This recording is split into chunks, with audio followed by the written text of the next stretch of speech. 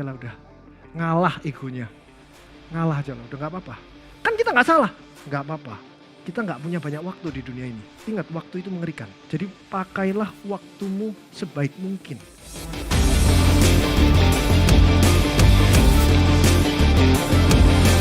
Kemarin saya diajak sama Leon. Ada tempat fitness, dia mau ajak ke holding.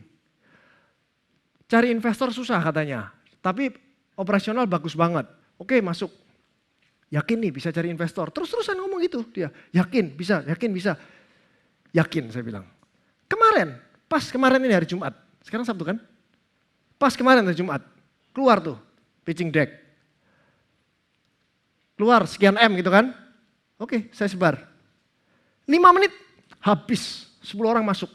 Kaget dia, loh segampang ini ya kok ya cari duit katanya. Karena saya punya trust. Semua yang saya pegang jadi gitu loh. Saya gak mau ngerugiin orang. Jadi hati-hati kalian itu kalau orang-orang yang suka cari investor ya. Di sini kan banyak tuh orang yang mau bisnis cari investor. Saya kasih tahu kalau bisnismu ada kemungkinan rugi, 50% rugi, 50% untung, jangan cari investor. Rugi itu kamu makan sendiri. Untung kasih orang. Udah pasti untung ngapain cari investor kok? Supaya kita gede, ngerti gak? Jadi cari investor itu pada saat sudah pasti bisnismu untung, baru cari investor. Kemarin saya pernah dengar ngobrol sama orang, ngomong gini dia. Pada saat COVID, saya waktu itu mau jual perusahaan saya kok. Sayang kok, orangnya gak jadi masuk. Begitu orang gak jadi masuk, down perusahaan saya kok. Sayang dia gak masuk, kalau dia masuk saya untung. Salah gak? Salah. Untung orangnya gak beli. Jadi kamu gak ngerugiin orang kan? Masih ada kesempatan, masih panjang hidupmu. Kalau kamu udah ngerugiin orang, habis selesai kamu udah. Kamu jual namamu, mau cari duit, mau cari apapun, gak ada yang beli. Gak ada. Jadi kalau kamu bisa ngasih orang untung kebanyakan, bagus. Berarti lain kali dikurangin ngasih untungnya. Sweet spot itu namanya, titik equilibrium. Tapi kalau kamu ngasih orang rugi, gimana orang udah rugi? Ya gak apa-apa sih, tambal dengan kasih dia untung sebanyak-banyaknya. Itu cara cari investor. Itu loh, baru saya masuk nih, mental miskin vs triliuner. Kalau orang miskin tuh gitu, kalau bisa cari duit sebanyak-banyaknya dari investor. Investor rugi gak apa-apa, yang penting saya untung. Mental miskin. Triliuner, kasih orang untung sebanyak-banyaknya. Gak apa-apa. Loh, terus kita untungnya dikit gak apa-apa? Gak apa-apa, hidup masih panjang. Semakin kita kasih banyak orang untung, semakin orang nyariin kamu. Semakin orang nyariin kamu, semakin kamu geraknya bebas. Kamu punya ide apa aja, kamu bisa jalanin. Kalau uangnya unlimited, kamu bisa ngapain aja kan? Asal kamu kerjanya bagus gitu. Membangun financial freedom sebagai pengusaha dan profesional. Ini spektrum membangun kekayaan ya. Jadi kalau trader atau investor, kalau untungnya nggak 50% itu bukan trader. Diketawain sama Hengki. Untungnya cuma 5% katanya. Untungnya harus 50%. Trader atau investor full time itu tujuannya harus 50% untungnya gitu kan. Kalau investasi yang medium 10-25%. Kalau kamu sukses di karir, mau returnnya aman 4-6%. Ini yang saya lakukan. Saya itu bisnis, untungnya di bisnis, untung di bisnis gede. Tapi kalau ada kelebihan untungnya ditaruh di investasi, saya cuma mau taruh investasinya di yang untungnya 6% setahun. 4-6% setahun. Karena begitu di atas 6% setahun artinya saya harus cek kan. Saya harus mengecek investasi saya ini sekarang lagi turun atau naik ya. Waduh turun, stres. Waduh naik, seneng. Pada saat hati saya seneng dan hati saya stres, saya bisa fokus gak di bisnis? Ya fokuslah 50%, 50% buat mikirin untung ruginya investasi kita kan. Kalau lagi seneng, bisa fokus gak di bisnis? Waduh, aku kayaknya investasinya naik 100% nih kriptoku. Bisnis cuma 20%, 30%. Enakan investasi nih kayaknya. Akhirnya santai bisnisnya. Pada saat rugi, gimana bisnisnya? Aduh, aku cari kerja 1 tahun ruginya 1 hari nih. Males aku bisnis jadian. Itu yang bikin bisnismu gak jalan. Jadi kamu tentukan, kamu mau jadi trader atau mau jadi bisnismen. Jangan kamu bisnismen juga, trader juga. Dimarahin juga sama Hengki. Hengki juga pernah bilang gitu kan. Hengki kan bilang tuh, kalau kamu mau trader, kamu harus benar-benar fokus di sana. Fokus liatin pagi, siang, sore. Bahkan kalau Hengki itu sampai jam 1 pagi masih ngeliatin yang tadi loh. untuk kerja besoknya. Apalagi kalau Hengki saya suruh bisnis sama saya, terus saya suruh dia operasional, angkat tangan dia. Saya masih harus ngurus ini, itu baru bener gitu loh. Jadi jangan jadi dewa kamu. Kiri bisa, kanan bisa, tengah bisa, semua saya jalanin bisa kok. Saya serba bisa. Jangan merasa dewa ya. Sukses dalam financial freedom gak butuh luck. Ini yang banyak orang sering salah. Financial freedom itu berapa sih? Financial freedom itu kalau di Indonesia kayaknya 500 juta setahun. Kalau kamu udah dapat 500 juta setahun, itu berarti sebulan berapa? 40 ya? 40 juta kan? Itu financial freedom. Itu berarti kamu udah gak bisa dibeli sama orang. Gak ada orang kaya yang bisa beli kamu. Kamu nurut aku. Gak mau. Walaupun orang kayanya punya 4M sebulan. Saya 40 juta sebulan. Gak mau dengerin. Kenapa? Karena gue ada financial freedom. Gue udah gak bisa disuruh-suruh orang lagi. Daripada gue merendahkan harga diri gue, mendingan gue gak nurut lu, gue 40 juta gak apa-apa, gue gak butuh lu kok. Itu baru financial freedom. Itu baru kamu bisa kedepankan etika dan manner pada saat kamu udah 500 juta itu. Udah gak butuh orang kamu lebih bisa fokus. Itu maksudnya financial freedom menurut saya. Kamu kalau mau mendapatkan 500 juta setahun itu, gak butuh luck. Pasti bisa, gampang banget kamu cari 500 juta setahun itu. Kalau kamu fokus. Yang saya bilang, orang kaya itu butuh luck, itu yang di atas itu. Kalau kamu mau 4M sebulan, 40M sebulan, 400M sebulan, harus ada luck di dalam. Yang kita bahas sekarang, financial freedom dulu ya. Ini loh, ambisi itu sebagai pemantik utamanya. Ambisi bikin orang mau effort ekstra, cari mentor, belajar dari yang orang lebih kaya. Jadi apa yang membedakan kalau kamu sudah financial freedom, udah 40 juta dari sebulan, terus bisa lompat ke 400 dan 4M, itu apa yang membedakan? Ambisi. Orang ini berambisi enggak? Kalau dia enggak berambisi, udah cukup. 40 juta itu udah enak aja. Udah enggak disuruh-suruh orang, kasih orang duit juga bisa, kasih apa semua bisa. Udah enak. Enggak apa-apa juga, enggak ada yang salah. Ada yang ngatain, kamu itu enggak ada ambisi kamu itu. Makanya kamu enggak bisa maju. Lu kalau hidupnya dia cukup segitu, enggak apa-apa. Cuman kalau belum financial freedom, kamu kejar dulu financial freedom. Biar enggak ngerepotin orang. Gedein anak aja enggak bisa kamu nanti. Ngasih nafkah keluarga nggak bisa, ngerepotin orang terus, utang kiri kanan, itu baru kamu harus kejar. Tapi kalau kamu sudah selesai, 500 juta, dan kamu nggak berambisi, nggak apa-apa. Tapi kalau kamu berambisi, lebih bagus lagi. Kalau kamu udah punya ambisi itu, kamu akan bisa maju gitu loh. Kalau nggak punya, tumbuhkan kalau memang mau. Sekali lagi, banyak orang nggak mau dipaksa temennya menjadi mau, itu salahnya. Gila kamu, kenapa kamu kayak gini nggak mau? Kamu yang gila, hidup udah enak kok, disuruh gini. Ini perbedaan mindsetnya ya. Orang 100 juta sampai 100M itu fokus naikin capitalnya dia. 100M sampai 1 triliun, kerjain banyak hal, masih considering ROI dia. Return on investment saya berapa? Kalau pada saat dia mau investasi sesuatu. Berapa saya dapatnya? Berapa persen saya setahun dapatnya? Kalau berapa persen? Kalau 30% berarti berapa tahun balik modal? Itu masih ngitung. Kalau orang udah di atas 1 triliun, fokusnya ke consideringnya apa? ROTI, Return on Time Investment. Kamu kasih saya balik modal, setahun balik modalku, 6 bulan balik modalku. Gila banget. Saya harus korban waktu berapa lama buat kamu? Itu yang akan ditanyain oleh orang triliuner. Enggak kok, santai aja kok. Taruh langsung jadi, enggak apa-apa, mau. Oh, kok harus gini, harus gini. Batal. Jadi orang triliuner itu menghitung waktunya dia. Karena triliuner itu butuh waktu buat nyantai. Waktu nyantai dia itu sangat-sangat mahal. Mendingan dia nyantai, terus besoknya kerja keras. Saya kasih tahu kegiatan saya. Saya itu 3 hari kemarin itu dari Bali, saya lihat Wiz Khalifa. Saya 3 hari berturut-turut party. Enggak kerja itu handphone doang. Terus saya lupa, saya beli tiket, pulangnya 25 juga. Dikasih tahu mepet-mepet sama PA saya, "Loh Pak, ini kan Bapak ke Kompas Pak." Gitu. Waduh iya, ya udah majuin deh tiketnya jadi 21 ke 24. Saya akhirnya pulangnya 24 tuh kemarin supaya bisa istirahat dulu baru hari ini ke sini. 24 saya lihat Wiz Khalifa, saya party. 24 saya pulang istirahat. Tadi pagi 25, jam 6 pagi saya udah nge-gym. Jam 8 saya udah di kantor PGI. Ini hari Sabtu loh. Buka kantor saya, kantor pusat saya buka. Jam 8 saya beresin kerjaan sampai jam 9-10an lah ya. Jam 10 saya ke kota Casablanca tadi. Lihat survei tempat yang saya mau buka untuk pusat emas.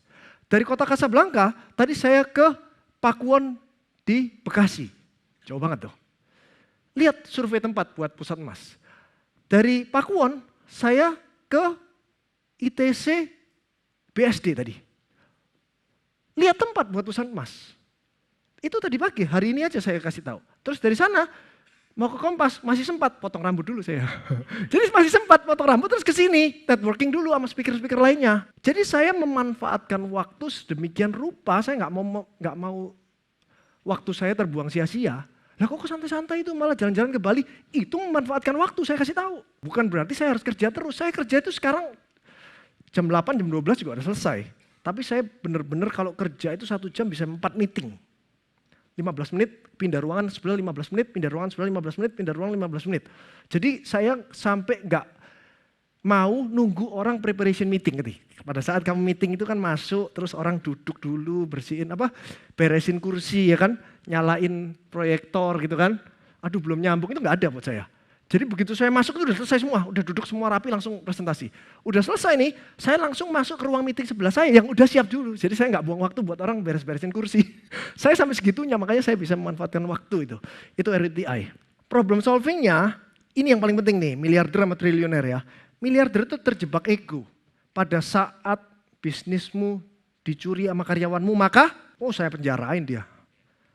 Enak aja, bermain-main lo sama gue lo. Gue penjarain. Sampai Polsek, Polres, Polda, Mabes Polri, sikat terus. Pengacara 1 nggak bisa, pengacara 2. Pengacara 2 nggak bisa, pengacara 3. Hajar, jangan main-main kamu sama perusahaanku. Miliarder gitu. Triliuner beda. Ini salahku, sampai dia bisa nyolong. Jangan sampai kesalahan ini terulang. Saya nggak mau effort, repot, ngurusin polisi ini, sehingga saya nggak bisa bisnis. Nah kamu pada saat ke Polsek, Polres, Polda, Mabes Polri, ketemu pengacara 1, ketemu pengacara 2, emosi sama karyawanmu itu butuh waktu nggak? Butuh tenaga nggak selain waktu? Gila-gilaan itu tenaganya. Kalau tenaga dan waktunya kamu itu dipakai buat beresin sistem kamu yang kecolong tadi, akan jauh lebih indah dan lebih cepat kamu majunya. Tapi nggak bisa, enak aja dia nyolong aku. Kamu kira aku siapa gitu? Miliarder. Makanya kalian belum 1 triliun duitnya. Ngerti kan? Kemarin itu loh saya baru, sebelum ke Bali, hari Selasa saya ketemu pengacara. Karena wakil saya minta ketemu pengacara terus. Kenapa? Saya mau somasi karyawan yang udah tanda tangan kontrak terus masuk di kompetitor lain. Dari dulu saya nggak pernah kompetitor, walaupun dia udah tanda tangan ya, nggak boleh masuk di kompetitor selama 2 tahun gitu loh. Wakil saya emosi, enggak, kita somasi aja, kita pakai pengacara, pakai apa. Oke. Saya panggilin pengacara, saya temuin sama wakil saya nih. Silakan nih kalau mau somasi. Saya bilang ke pengacaranya, saya 20 tahun kerja nggak pernah. Saya nggak pernah melakukan gini-gini, saya nggak mau effortnya untuk ngurusin gini-gini. Buktinya sekarang cabang saya mau 2000, orang pindah-pindah biarin aja. Nggak apa-apa tuh yang pindah-pindah ke tempat kompetitor juga yang jelek-jelek kok. Tapi kalau dia mau silakan coba, biar dia tahu susahnya kayak gimana, effortnya harus gede apa gitu. Itu bayangin baru 20 tahun baru saya ketemu pengacara sekali nih. 20 tahun saya kerja baru ketemu pengacara sekali. Lah emang saya toko kelontong, gak pernah ketemu pengacara. Saya kerja segede gini loh, gak pernah ketemu pengacara. Kenapa? Selalu ngalah. Semuanya saya selesaikan dengan apa? Damai aja lah udah. Ngalah egonya. Ngalah aja lah udah gak apa-apa. Kan kita gak salah, gak apa-apa. Kita gak punya banyak waktu di dunia ini. Ingat waktu itu mengerikan. Jadi pakailah waktumu sebaik mungkin. Pilih kegiatan apa yang akan kamu lakukan? Berantem sama orang? Atau mau gedein bisnismu? Pilih salah satu. Enggak kok, saya sambil berantem sambil gedein bisnis. Enggak mungkin. Enggak mungkin, saya kasih tahu tadi saya bilang lagi tuh. Saya mau sambil trading, saya sambil mau gedein bisnis. Enggak mungkin. Kekuatannya cuma 50-50 otak kita itu. Jadi kamu pilihlah mau berantem mau gedein bisnis gitu aja. Oke, next 3 skenario. Ini bentar lagi 3 skenario saya jelasin mulai dari 100 juta sampai 1 M ini mulai buat karyawan yang merintis. 1 M sampai 100 M untuk pengusaha yang masih merintis. Pengusaha triliuner 100 M sampai 1 T. Karyawan merintis dulu ya. Jadi karyawan yang take off sama karyawan yang stuck. Karyawan yang take off tuh saya lihat-lihat ya. Karyawan saya itu ada 6.000 dan sekarang di Pusat Gadai. Di Holy Wings mungkin ada 5.000 sekarang. Saya lihat, mana karyawan yang take off itu? Orang yang kritis dan berani menyampaikan ide. Jadi dia itu kritis, tidak gampang untuk setuju dia. Selalu cari celah gimana caranya supaya bosku ini bisa lebih maju, atau cari celah bagaimana bosku ini ada resiko kalau dia melakukan itu. Dia akan mikirkan itu dan dia berani menyampaikan.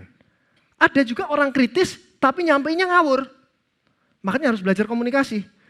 Bosnya ngomong di meeting, salah kamu bos. Ini bosmu lebih kaya loh. Jadi ngomongnya harus hati-hati. Cari timing yang tepat, kira-kira masuknya kapan. Oke, kalau meetingnya terlalu rame, berarti nanti saya komunikasinya minta waktu berdua. Dengan penjelasan yang bagus. Mannernya harus bagus. Walaupun kamu benar, belum tentu yang kamu sampaikan itu bisa didengar oleh bosmu. Jadi belajar komunikasi yang baik, supaya kamu bisa take off sebagai karyawan. Jadi gajimu gak segitu-segitu aja. Ya, kritis dan berani menyampaikan ide dengan benar, saya tambahin. Indikatornya, siap naik untuk level karyawan, dia harus seperti GM, harus paham divisi sendiri plus lintas divisi. Ini yang paling banyak kesalahan yang terjadi di tempat saya. Misalnya gini, operasional. Kita bikin supaya memudahkan konsumen kita, nasabah kita supaya gampang, kita bikin sesimpel mungkin caranya supaya cepat. Jadi konsumen senang. Dia lupa mikir resikonya. Berarti divisi audit kan? Resikonya kalau ini akan disingkatin, berarti resiko akan lebih besar. Dia lupa resiko audit. Demikian pula sama orang audit. Pak, kita harus bikin itu ketat Pak. Misalnya PGI, kita harus bikin orangnya harus difoto, ditanyain kerja di mana, semua. Jadi kalau ada apa-apa kita gampang. Dia lupa. Dengan adanya itu nanti operasionalnya turun revenue-nya kan pasti. Karena dipersulit. Itu karena dia nggak mau mikir lintas divisi. Dia harus bisa mikirin dong kalau saya titik equilibrium sekali lagi. Sweet spot. Ini pas untuk karyawan, pas untuk manajemen resiko. Yang pas itu kayak gimana? Jadi dia bukan cuma divisi saya ini, pokoknya udah ini lempeng aja, udah nggak lihat kiri kanan pakai kacamata kuda. Akhirnya nggak naik-naik dia sebagai karyawan. Dia cuma mikirin ini terus, pokoknya divisi saya benar. Tapi kalau kamu bisa semuanya pas, bosmu akan lihat kamu. Ini cocok ini untuk naik pangkat karena dia bisa tahu kiri dan kanan. Jadi kamu harus pahami semua divisi-divisi lain supaya kamu mikirnya itu helikopter view, bukan cuma mikirin divisi kamu doang.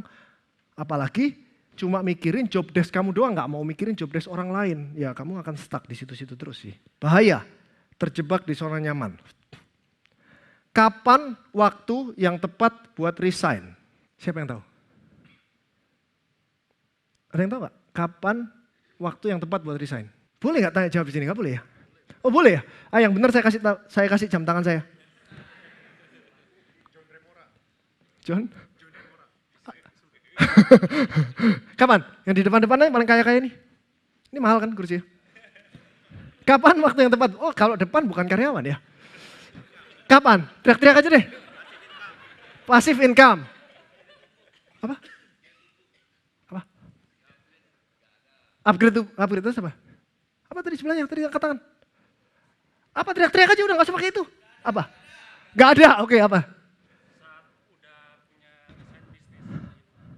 Saat punya side business di luar. Selamat ya jam tangan saya ya. Yang terakhir. Saat tidak ada perkembangan dalam karir. Masih selamat lah ya. Nggak selamat pun saya cari jawaban lain. Apa? Terakhir dah. Belum naik gaji. 10. Oh dapat kerjaan lain 10 kali naik gaji. Kalau menurut saya gini ya. Walaupun ada yang benar saya cari jawaban lain deh. Kalau menurut saya, nih, pada saat bosmu terjebak di zona nyaman. Jadi bosmu tidak mau mengembangkan karirnya. Otomatis kamu juga nggak mungkin berkembang karirnya. Kalau bosmu perusahaannya segitu-segitu aja, kamu nggak akan bisa naik jenjang karirmu. Karena atasanmu itu udah ada semua sampai atas. Bos itu nggak mau repot. Ganti-ganti yang bawah, saya tuker atas, yang atasnya nggak mau repot. Kalau dia tidak berkembang perusahaannya, dia di zona nyaman, udah segini aja, udah enak sekarang kok. Udah enak ini sekarang, ngapain saya ganti-ganti, ntar resiko lah. Lebih bagus belum tentu, lebih jelek mungkin gitu, udah gini-gini aja. Tapi kalau bosmu tidak terjebak di zona nyaman, dia berkembang terus cepet banget. otomatis yang di atas ini kurang. Iya kan? Kurang orang dong, di atas kan semua harus naik terus strukturnya. Otomatis yang bawah harus naik terus kan. Nah, kalau yang bawah naik terus, otomatis kan kamu naik nih. Kalau kamu bagus ya, kalau tadi saya bilang itu ya, kamu kan naik pangkat pasti. Karena bosmu perlu. Kalau kamu nggak naik-naik berarti kamu yang salah, udah pasti kamu yang salah. Orang bosmu butuh atasan terus kok, kamu nggak naik-naik udah pasti kamu yang salah. Jadi gitu ya, kamu perhatiin, bosku ini omsetnya segini-segini aja, padahal saya mau naik.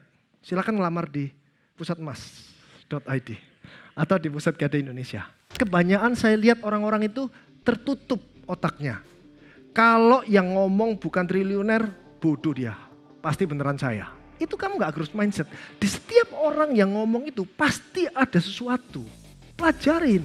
Intinya bisnis itu kamu kalau mau menginvestasikan waktumu dengan tim kamu semakin banyak, semakin besar peluang untuk sukses. Jadi rata-rata orang gagal adalah orang yang tidak mau menginvestasikan waktunya dengan timnya.